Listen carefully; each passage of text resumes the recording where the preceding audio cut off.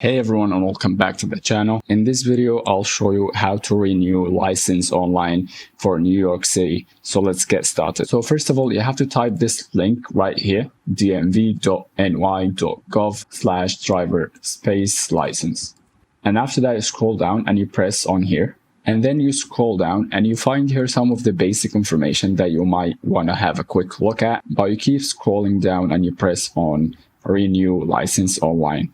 And after the page loads, you gotta press on continue. And then it's gonna ask you like a quick questions that you have to answer. And then you press on continue.